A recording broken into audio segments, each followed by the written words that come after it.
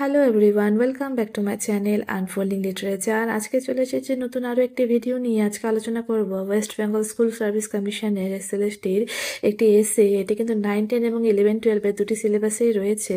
এসেটির নাম হচ্ছে the dream children A reverie, লিখেছেন চার্লস ল্যাম।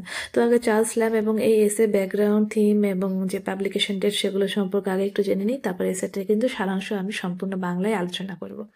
তো চার্লস ল্যাম জন্মগ্রহণ করেন 1775-এর 10 ফেব্রুয়ারিতে ইংল্যান্ডের লন্ডন শহরে, এবং তার মৃত্যু হয় 1834-এ 27 ডিসেম্বর।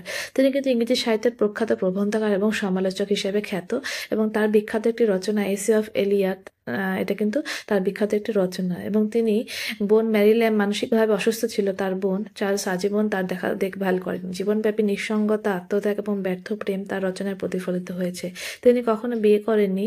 তিনি উইলিয়াম ওয়ার্ডসওয়ার্থ এবং স্যামুয়েল টেলর কোলরিজের সমসাময়িক ছিলেন। শিশুদের জন্য উইলিয়াম ল্যাম্বের সঙ্গে লিখেছিলেন Tales from Shakespeare. Dream Children এর এবারে এই গল্পের যে ব্যাকগ্রাউন্ড সেটি এখন বলছি। এই রচনাটি চার্লস ল্যাম্বের ব্যক্তিগত জীবনের গভীর বেদনার প্রতিফলন। তিনি জীবনে তার প্রিয় নারী অ্যান সিমন্সকে বিয়ে করতে পারেননি এবং নিঃসন্তান ছিলেন। সেই অপূর্ণ প্রেম, বোনের প্রতি দায়িত্ববোধ এবং অতিস্মৃতির ভার তাকে বারবার নিঃসঙ্গ করে তোলে। ড্রিম চিলড্রেন মূলত সেই নিঃসঙ্গ জীবনের স্বপ্নসৃষ্ট পরিপূর্ণতার একটি চিত্র। এটি প্রথম প্রকাশ হয় 1822-তে, এবং এটি এসে অফ এলিয়টেই কিন্তু প্রথম প্রকাশ হয়েছিল।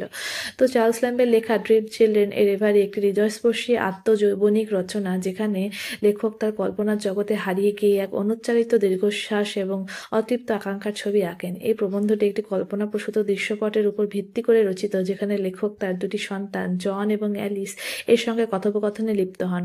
এই সন্তানদ্বয় বাস্তবে কখনো জন্মায়নি, তারা কেবলই লেখকের কল্পনার ফসল, স্বপ্নের সন্তান। এটি মূলত একজন নিঃসঙ্গ মানুষের হৃদয়ের গোপন ব্যথা ও অপূর্ণতাকে ফুটিয়ে তোলে। প্রবন্ধটি শুরু হয় এক আবেগঘন পরিবেশে। লেখক তার শিশুদের সঙ্গে বসে বসে গল্প করছেন। সেই গল্প তার অতীত জীবনে, তার নিজের শৈশব, পরিবার, প্রিয় মানুষদের নিয়ে। লেখকের বর্ণনায় তার দাদু ফিল্ড একটি গুরুত্বপূর্ণ চরিত্র হয়ে ওঠেন। তিনি ছিলেন একজন দয়ালু ও ধার্মিক মানুষ, যিনি শিশুদের অনেক ভালোবাসতেন। তার বাড়িটি ছিল বড় এবং গভীর প্রকৃতির, যেখানে একসময় লেখক ছেলেবেলায় অনেক সময় কাটিয়েছেন। বাড়িটির গঠন, দেওয়ালে টাঙানো বড় বড় ছবি, তার ভেতরে থাকা বিশাল কক্ষগুলো সবই লেখকের স্মৃতিতে গভীরভাবে গেঁথে আছে। সেই বাড়িটির প্রতিটি অংশ যেন তার ছেলেবেলার কোনো না কোনো আনন্দ বা কল্পনার সঙ্গে জড়িত ছিল। ল্যাম্ব তার ঠাকুমার কথাও বলেন, যিনি তেমন আন্তরিক বা কোমল স্বভাবের ছিলেন না, কিন্তু লেখক তার ঠাকুরদার মৃত্যুর পরে ঠাকুমার নিঃসঙ্গ জীবনযাত্রা এবং দুঃখ কষ্টের কথা স্মরণ করে সহানুভূতি প্রকাশ করেন। তিনি বলেন যে ঠাকুরদার মৃত্যুর পর ঠাকুমা একা হয়ে পড়েন এবং ধীরে ধীরে আরও কঠোর হয়ে ওঠেন। এর মধ্যে লেখক নিজের ছোটবেলার প্রিয় বোন ম্যারি ল্যাম্বের কথাও বলেন, যিনি তার জীবনের এক অনস্বীকার্য অংশ ছিলেন। প্রবন্ধটি যতই এগোয় ততই লেখকের স্মৃতিচরণ আরও ব্যক্তিগত বেদনাবিধুর হয়ে ওঠে। তিনি বলেন কিভাবে তিনি একজন নারী প্রেমে পড়েছিলেন। তার নাম ছিল অ্যালিস। অ্যালিস ছিল তার প্রেমিকা, যাকে তিনি খুব ভালোবাসতেন, কিন্তু সেই প্রেম সফল হয়নি। জীবনের বাস্তবতায় পারিবারিক চাপ এবং কিংবা সামাজিক সীমাবদ্ধতার কারণে তারা একে অপরকে পায়নি। এই অপূর্ণ প্রেমই লেখকের কল্পনায় অ্যালিস নামে কন্যা সন্তানের রূপ নেয়, যার সঙ্গে তিনি এই রচনায় কথোপকথনে লিপ্ত। এই রচনার মধ্যে দিয়ে লেখক এক রকম ভার্চুয়াল বাস্তবতা তৈরি করেন, যেখানে তিনি এক প্রেমময় পরিবার গঠন করেছেন, যা বাস্তব জীবনে তিনি করতে পারেননি। পুরো প্রবন্ধ জুড়ে লেখকের ভাষা যেন কাব্যময়, কোমল এবং এক ধরনের বিষাদে আচ্ছন্ন। এই ভাষার মাধ্যমে তিনি তার অন্তরের অতল গভীর থেকে আসা ব্যথা, নিঃসঙ্গতা ও আকাঙ্ক্ষাকে ব্যক্ত করেছেন।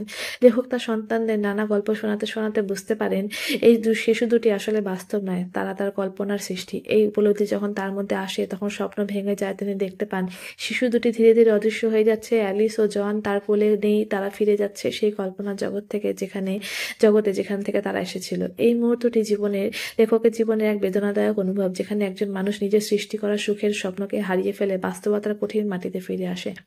প্রবন্ধটি অন্তিম অংশে লেখক বলেন, we are not of Alice, not of the, নর আর we our children at all. অর্থাৎ এই কথাগুলি তার কল্পনার সন্তানদের মুখে, যারা তাকে জানিয়ে দেয় তারা কোনো বাস্তব সন্তান রূপে নেই, তারা তার না পাওয়া জীবনের ছায়া। এই স্বীকারোক্তির মাধ্যমে লেখক যেমন নিজেকে ভাঙেন, তেমনি পাঠককেও এক তীব্র আবেগে আচ্ছন্ন করেন। ড্রিম চিলড্রেন এ রেভারি আসলে কেবল একটি স্মৃতিকথা নয়, এটি একজন মানুষের নিঃসঙ্গতা, প্রেমের অপূর্ণতা, পারিবারিক দায়িত্ববোধ এবং স্বপ্ন বাস্তবের সংঘর্ষে এক মর্মস্পর্শী দলিল। এই রচনায় চার্লস ল্যাম্ব তার ব্যক্তিগত জীবনের গভীরতম বেদনার কাহিনী বলেছেন, কিন্তু সেই কাহিনী এতটাই সাধারণ মানবিক অনুভবে মোড়া যে তা কোনো পাঠকের মন ছুঁয়ে যায়। এই রচনাটি পাঠককে শেখায় কিভাবে মানুষ তার অপূর্ণ জীবনের অতৃপ্ততা নিয়ে বাঁচে, কিভাবে সে কল্পনার জগতে আশ্রয় নেয়, কিছু মুহূর্তের জন্য হলেও নিজেকে সান্ত্বনা দেয়। চার্লস ল্যাম্বের এই রচনাটি ইংরেজি সাহিত্যের অন্যতম শ্রেষ্ঠ আত্মজীবনী গদ্য রচনার একটি, যেখানে ভাষা, অনুভব ও শিল্পের এক নিখুঁত সংমিশ্রণ ঘটেছে। তার জীবনে এক নিভৃত কোণে করুণ আত্মপ্রকাশ এই প্রবন্ধের মধ্যে দিয়ে এমনভাবে ফুটে উঠেছে যে এটি কেবল সাহিত্য পাঠ নয়, একটি মর্মান্তিক জীবন পাঠও বটে। তো গল্পটি বা এসেটি যতটা চেষ্টা করলাম, বোঝানোর চেষ্টা করলাম যতটা সম্ভব, এবং তোমাদের ভালো লাগলে অবশ্যই লাইক অ্যান্ড কমেন্ট করবে। এই এসের ওপর কিন্তু এমসিকিউ নিয়ে আসবো খুব তাড়াতাড়ি। তো এরকম ভিডিও পেতে চাইলে কিন্তু অবশ্যই চ্যানেলটিকে সাবস্ক্রাইব করবে এবং পাশে থাকা বেল আইকনটি প্রেস করবে, যাতে নোটিফিকেশন আসলেই তোমরা ভিডিওটি তৎক্ষণাৎ দেখতে পারো। Thank you so much.